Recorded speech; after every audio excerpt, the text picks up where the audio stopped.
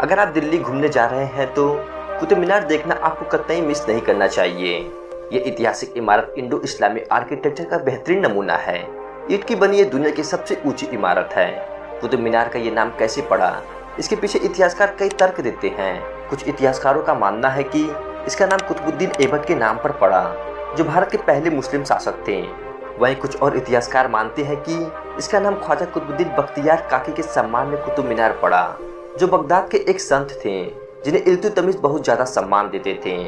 कुतुब मीनार के आसपास भी कई ऐतिहासिक और भव्य इमारत स्थित है। ये जगह यूनेस्को की वर्ल्ड हेरिटेज साइट में शुमार है। तो चलिए वीडियो को शुरू करते हैं दोस्तों, और जानते हैं कुतुब मीनार के कुछ रोचक तथ्यों के बारे में, जिन्हें जानकर शायद आप हैरान हो जाएंगे। कुतुब मीनार का निर्माण सन 1199 में शुरू होकर 1398 में इसे पूरा किया गया था।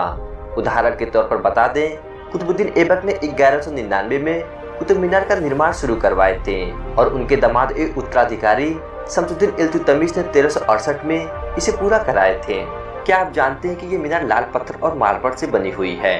कुतुब मीनार 72.5 मीटर ऊंची है, जिसका व्यास 14.32 मीटर तल से और 2.7 मीटर चोटी से है। मीनार के अंदर गोल सीढ़ियां बनाई गई हैं। तल से लेकर ऊंचाई तक कुल 379 सीढ़ियां हैं। क्या आप जानते हैं कि ये मीनार सीधी खड़ी न होकर बल्कि थोड़ी सी झुकी हुई है।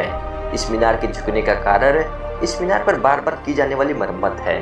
कुतुब मीनार के आसपास के एरिया को कुतुब कॉम्प्लेक्स के नाम से जाना जाता है और ये पूरा एरिया वर्ल्ड हेरिटेज साइट के अंतर्गत आता है। आपको जानकर हैरानी होगी दोस्तों, 1369 में इस मीनार की सबसे ऊंची मंजिल पर आसमानी बिजली गिरने के कारण इसकी ऊपरी मंजिल टूट गई थी। इसी कारण फिरोज शाह तुगलक ने फिर से कुतुब मीनार के पुनर्निर्माण काम शुरू किया और इसे पूरा किया।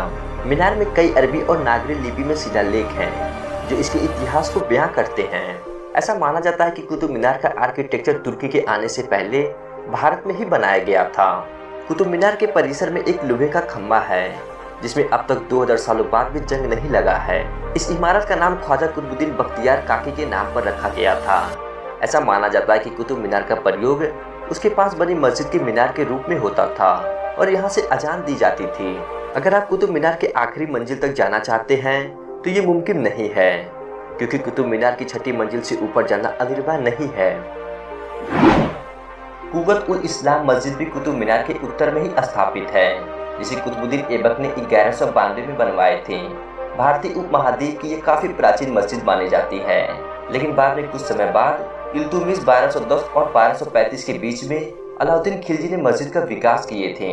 1368 ईडी में बिजली गिरने की वजह से मीनार की ऊपरी मंजिल क्षतिग्रस्त हो गई थी और बाद में फिरोज शाह तुगलक ने इसका पुनर्निर्माण करवाए थे। इसके साथ ही फिरोज शाह ने सफेद मार्बल से 2 और मंजिलों का निर्माण करवाए। 1505 में एक भूकंप की वजह से कुतुब मीनार को काफी क्षति पहुंची और जो नुकसान हुआ बाद में सिकंदर लोदी ने ठीक किया। 1 अगस्त 1903 को एक और भूकंप आया, फिर से कुतुब मीनार को क्षति पहुंची, लेकिन फिर ब्रिटिश इंडियन आर्मी के मेजर रॉबर्ट स्मिथ ने 1928 में उसको ठीक किया और साथ ही कुतुब मीनार के सबसे ऊपरी भाग पर एक गुंबद भी बनवाया। लेकिन बाद में पाकिस्तान के गवर्नर जनरल लॉर्ड हैडिंग के कहने पर इस गुंबद को हटा दिया गया और उसे कुतुब मीनार के पूर्व में लगाया गया था। आज के लिए